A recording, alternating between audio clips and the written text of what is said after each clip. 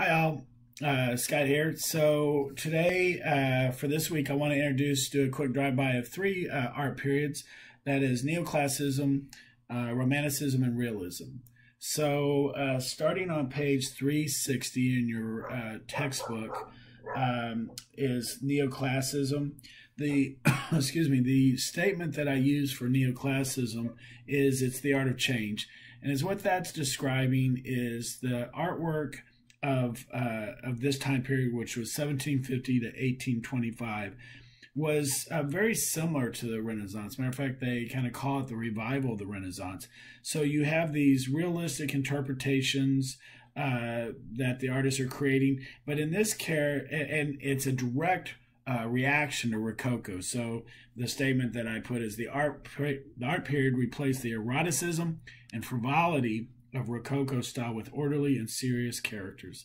But the reason that the statement is the art of change is because the subject matter of the art period.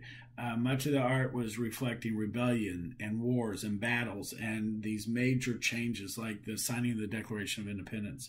So on page 361 in your textbook, you can see this painting by Jacques-Louis David, and it's the Oath of Herati.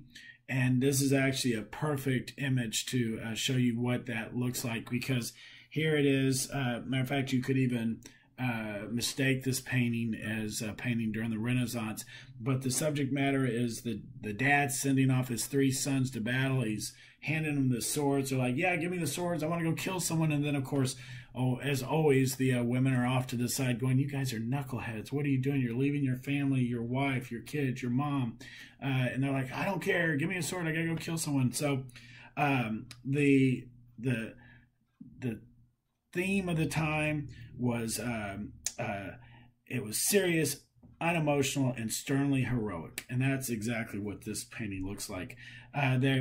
Also, you could describe of the time inspirational themes. They reflected revolutionary, patriotism, honorableness, and anti-aristocratic, which was the pushback against Rococo. On page 363, actually, that's the only painting I have. There's the Angela Kaufman at the bottom of 361 is another painting during this time. There's not so much patriotism in there, but it is another painting that's done during this time that you can see that. Artists during neoclassicism, Jacques-Louis David, which we just looked at that piece, Francis Gerard, John Trumbull has a nice painting of Andrew Jackson and the signing of the Declaration of Independence. Rembrandt was an artist during this time. So that's actually a quick drive-by of neoclassicism. I will say, I mentioned the Declaration of Independence, French Revolution, the rise of Napoleon. These are all things that were taking place during this time. So that's neoclassicism. The next art period that we'll jump into is Romanticism. And that's where on page 363 is really a perfect image that reflects Romanticism. This is by Francisco Goya. It's titled The 3rd of May, 1808. And the reason that this is such a good painting to reflect the time period is that, so going into Romanticism, and Romanticism isn't like I love you, send flowers to your mom, that kind of thing, or your girlfriend, boyfriend, whatever. It is idealizing the world, thinking of the world through an idealistic lens and perspective. And so is what happens during this time period is the artists start reflecting life, but they kind of have a little artistic latitude in there, a little creativity in the way that they present these issues. So they're still addressing things where they want to move the audience, but they're using their art to kind of sway it. In neoclassicism, nothing would be changed. They would show the painting exactly as it was, but it would have these deep patriotism, rebellious, revolutionary themes, and they were very true to the details. In Romanticism, they start changing the details a little bit to kind of inspire the audience, make their point. So the statement is imagination and emotion more valuable than reason. So that's kind of what I just described. And if you look at this on page 363, you look at this painting by Goya, this happened. This town was overtaken, the army came in, but Goya took a little bit of freedom to express it in a certain way, so people would see this and be have an uprising because of it, be just totally disgusted with what happened. And so in this particular painting, you got this lineup of soldiers with their gun pointed at a gentleman that's highlighted, so then we get the emphasis, right? And he doesn't have a gun on him. He's not a soldier. He just has his hands up. And to his right is a stack of dead bodies, and he's about ready to become one of them. So Goya was representing this event that took place, and not all the details have to be exactly accurate, but that's okay because that's what the Romantic artist did. On page 364 is another great example by William Turner. It's called The Burning of the House of Lords and Commons. And the story behind this is the House of Lords and Commons had a fire, but it was nothing like the way that William Turner portrayed it here. He made this huge, blaring fire that's engulfed the entire building, and in essence, it was just a small little kitchen fire. But he blew it out of proportion to kind of make this bigger point and to kind of push forward his thinking about that particular institution and what was going on at the time. They even talk about that that they actually straightened out the Thames River so that you would have this particular perspective to see that. And it's funny is what I'm noticing is I actually have in my workbook a different picture of this particular painting. On the next page is Thomas Cole, who's an artist of this time, idealizing nature in this scene, so a romantic view, and that's page 365. There's another one where actually is very symbolic of the time, and it's a little bit. I always enjoy the conversation around it, and this is on page 366 by Eugene Delacroix, another artist during the Romantic art period, which was, by the way, 1800 to 1850. And so I like talking about this one because it kind of helps define that idea of Romanticism. So you see here this bizarre looking scene. It's by Eugene Delacroix. It's titled The Death of Sandinopolis, and it was done in 1827. And you're trying to think, what's going on here, and where's Sandinopolis, and who's dying? And it doesn't really, there's a lot of people dying, but none of them look like they'd be Sandinopolis. Matter of fact, it's often described like it's a party that's gone wrong. And but you have this one figure that's up on the bed at the top, and he's watching all this things going on, death and agony, and a horse being dragged into the room, and just all crazy things. The story is that Sandinopolis was the king of this town, and once again it was being taken over by an enemy. They were about ready to come in and conquer the town, and Sandinopolis ordered all of his possessions to be brought to his room and killed. And the idea was that, if you're going to take over my town, you're not going to get any of my stuff, and I'm going to get rid of it before you get here. So it's pretty extreme action, but the idea of it is like, I will not be defeated. I always use the example, and I'm not sure how this will go across in video, but the example of Usual Suspect. Matter of fact, even now, unfortunately, it's Kevin Spacey is the lead actor in this, and he's in the news right now for not good reasons. But in that particular movie, they have this trope that's a common trope where you really want to develop a bad character.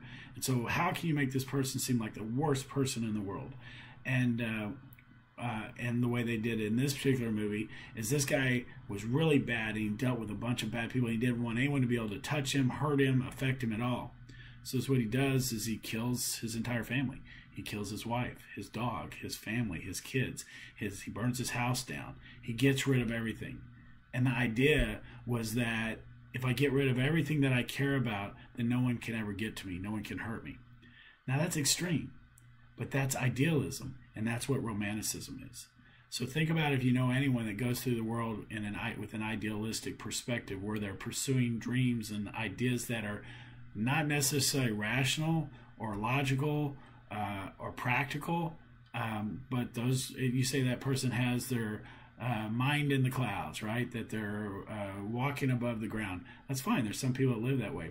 The romanticist artists tried to portray that perspective in everything they did. I think I have, yeah, so that is actually Romanticism, the characteristics of this art period, and you can actually see it, especially on page 364, the loose brush work, and they say it's expressive. So where in neoclassicism and art periods before that, very detailed artwork, very detailed brush work, where they wanted everything to be as clear and as realistic and accurate as possible. The Romanists were less worried about that. Their brushwork is loose, and it almost looks like it's unfinished. And you can definitely see that in William Turner's painting, and even in Goya's. You can see that the lines aren't as firm. Colors bright and vivid, distortion and exaggeration used over realistic representation, an emphasis on feeling over facts, and yeah, so that is Romanticism. Next, and the last art period that I want to introduce you to is Realism.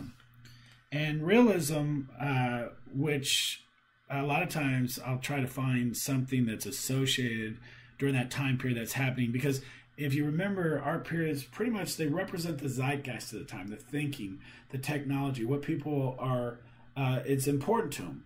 Aesthetically, what resonates with them. All these things that generally describe society at that time, people at that time, that's what the art period is reflecting.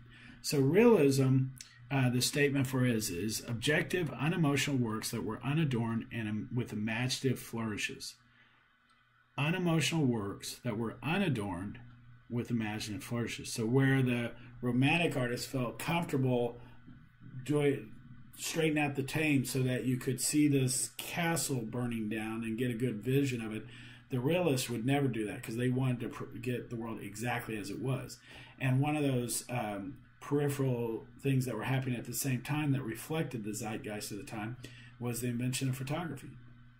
So as artists are starting to work with a camera and taking pictures of the world and capturing the world exactly as it was at that instance, now artists are trying to do that same thing. They're trying to capture the world without any commentary. They want to just be able to paint a painting that showed the world as it was, without you thinking about, well, I wonder how the artist feels about this, or what their opinion, or trying to sway the audience.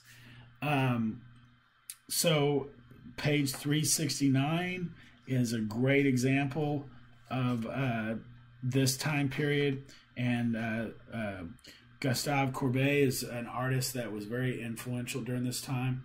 The title is The Stonebreakers, and this is perfect for realism because there's nothing that is glamorous, nothing special. The artist's not trying to make a point, simply showing two men out in the field working, and they're literally just breaking stone.